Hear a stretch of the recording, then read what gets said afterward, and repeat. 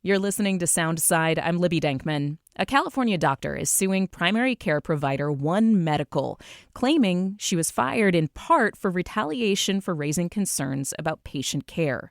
Amazon owns OneMedical. It bought the company in 2023 as part of its push into healthcare. Prior to the sale, the company had close to 770,000 members. The service offers telehealth and in-person locations. Amazon Prime members are able to access a OneMedical membership at a discount. The company's goal is to use technology to make primary care as convenient as home delivery. Our next guest writes that this recent lawsuit, however, quote, pulls back the curtain on Amazon's entree into healthcare. For more, Caroline O'Donovan is here. She's the AI and big technology senior reporter at the San Francisco Standard. Caroline, thank you so much for being here. Thank you for having me. So for those of us who are not familiar, can you just give us the basics on how OneMedical works? I mean, I know it's a primary care office, but how does it compare to like making an appointment at around here? It would be Swedish or UW clinics. So it's changing all the time. They're always expanding what it is and adding telehealth options, cheap ways to chat with a doctor online, and most recently a new health AI app. But in its original form, OneMedical was an in-person primary care clinic, often referred to as boutique healthcare, which sort of means it's easier for you to get appointments through this app. They're very into their app. When you pay a membership fee, or in its very original form, if your employer paid your membership fee, you could get quick, easy access to in-person physicians who could help you with a variety of medical problems, and also allow you to chat with them and communicate with them through the app, which if you think about, 10 years ago was kind of a big deal. So this doctor is named Dr. Sue Kim, who practiced in Palo Alto. And Dr. Kim had been with the company for a decade or so, you write. And OneMedical fired her last summer. Can you walk us through the plaintiff's claims here? Why does she claim she was fired? Yeah, absolutely. So for those in Seattle who don't know, Palo Alto is in the heart of Silicon Valley in the South Bay, where a lot of the biggest tech company campuses are. And Dr. Sue Kim, according to her lawsuit, for a long time worked at the OneMedical location on Google's campus. I actually used to work at BuzzFeed, and BuzzFeed had a OneMedical membership. So I used OneMedical in San Francisco all the time. And Google is another, it's not a startup, but a tech company, one of OneMedical's original largest clients. So they actually had their own OneMedical location on campus, and that is where Dr. Sue Kim worked. But in 2023, when Amazon bought the company after shutting down their at-home COVID-era healthcare company or healthcare project, Amazon Care, where they actually sent nurses and doctors to your house, which I also wrote a story about for the Washington Post. After they shut that down, they bought OneMedical. They closed the deal in 2023, and it wasn't long after that Google decided they didn't want to be part of that anymore. I can't speculate as to why, but Google pulled their contract. They closed the OneMedical sites on Google's campus, and Dr. Sue Kim got bounced to these Palo Alto offices. And according to her lawsuit, it was around then that she began having clashes with an operations manager on site. At the time, I wrote a few stories for the Washington Post about the layoffs and sort of downsizing and that was happening within OneMedical at that time. So you would maybe have, instead of having an office manager run one office, they'd be asked to run two offices. And they also opened this call center in Arizona. And instead of being able to directly call your clinic, calls are now being forwarded to people who work in a call center who don't necessarily have medical training in Arizona, who were attempting to triage your calls. And back in 2024, when that was happening, I wrote a story about how that was leading to some sort of situations where the people who worked at OneMedical didn't feel like the patients were safe, where they especially felt like older patients who were having, urgent medical concerns were calling into this call center, and the people who were answering the phone were not properly triaging their calls or telling the people the right thing to do. Around that time, as things were changing and Amazon was reducing the staff, I also heard from employees who said things like, messages were getting lost, and they just in general felt like things were getting a little bit sloppy. within the company. That's concerns that a couple of anonymous OneMedical employees shared with me at that time. Around that time is when this doctor who filed a lawsuit in California started having clashes with her manager and raising those concerns to HR within OneMedical, according to her lawsuit. And then eventually, she says that she also raised concerns about patient safety. She specifically mentions a lack of training or incomplete training, insufficient training, and unclear workflows. And according to her lawsuit, she went to HR repeatedly at OneMedical with these concerns, and she never heard back from them, and then was sort of summarily fired, which is, I think, as most people in Seattle know, not totally unheard of within the Amazon culture, but a little bit unheard of within the OneMedical culture.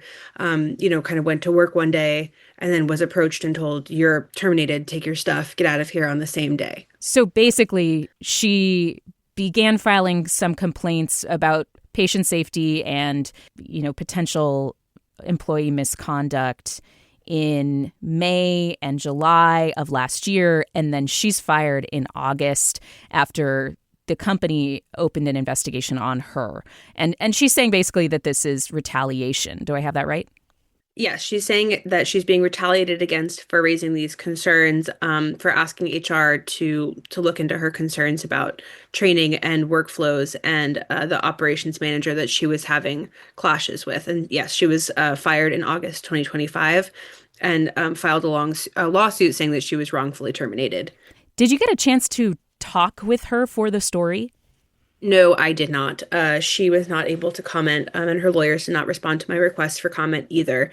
Having done this kind of reporting for a little while, one of the reasons I thought this lawsuit was particularly interesting is because it's very difficult to get medical professionals to talk on the record. They have liability and licensing concerns that are sort of like a little bit above even the regular concerns. Obviously, there's retaliatory concerns in this lawsuit, but I've always struggled to get medical professionals to talk on the record about these types of things. So I was honestly surprised to even see that a doctor had taken the step of filing a lawsuit against Amazon. But no, I wasn't able to speak with her directly. So the information comes from the lawsuit itself, and you did reach out to Amazon for comment. What did they say? Yes, I did reach out to Amazon for comment. They typically can't comment on ongoing legal matters. They say that they are committed to patient safety and that making sure people are having a convenient and comfortable and safe experience is one of their priorities, and that they disagree broadly with any claim that would state that patients are not being treated appropriately by OneMedical. You write that this lawsuit helps pull back the curtain on Amazon's entree into healthcare and what's going on with OneMedical. And you've been reporting on OneMedical for years. And you mentioned some of the prior stories that you've written about call centers and other concerns that employees have had. Can you just kind of give us an overview of what has Amazon been doing with OneMedical since they acquired it? Like, what seems to be the thrust of what they're trying to do in the healthcare industry? Yeah, I mean, for sure. OneMedical, on its own or before Amazon acquired it, right, isn't necessarily a company that would make national news. It was a primary care clinic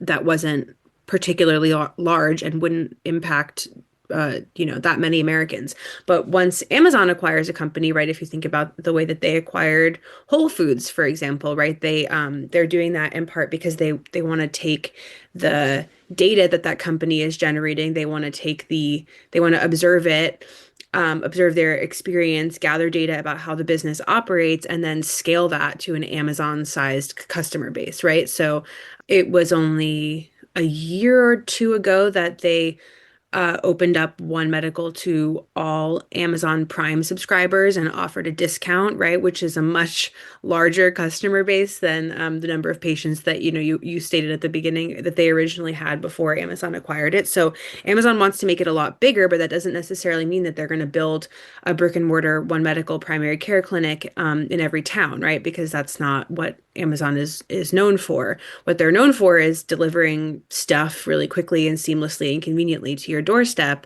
And that's kind of what they have been trying to build in the medical space, right? I mentioned a little bit earlier Amazon Care, which was their first attempt at this during COVID, where they sent the doctor or the nurse practitioner to your doorstep. That didn't totally work out for them.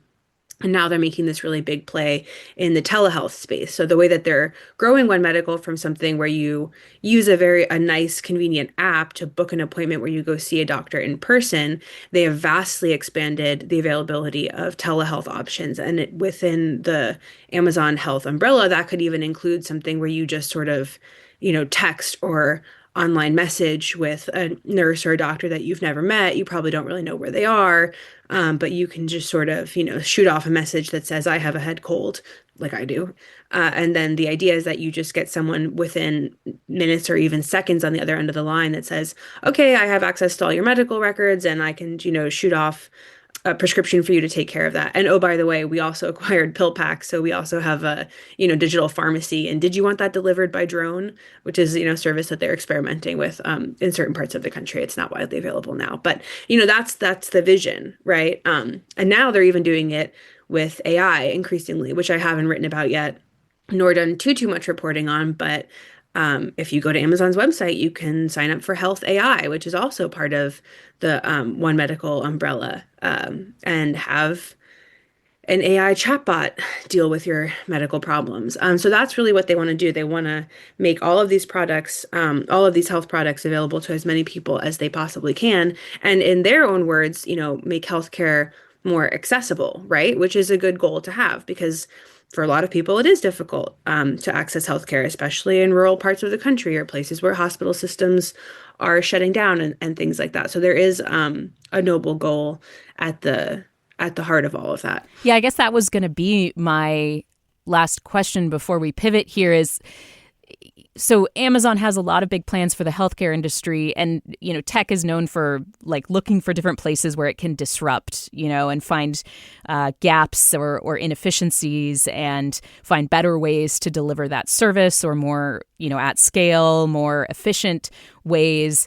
I mean, the healthcare industry, in my humble opinion, does need change. A little bit of disrupting. Yeah, it could use a little disruption.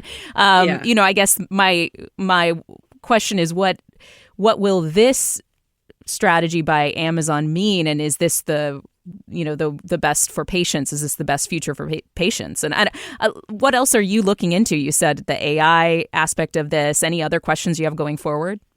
Yeah, I mean, I have a lot of questions going forward. I think the question at the heart of all of this is whether maximizing convenience is absolutely the best thing for a patient's health outcomes.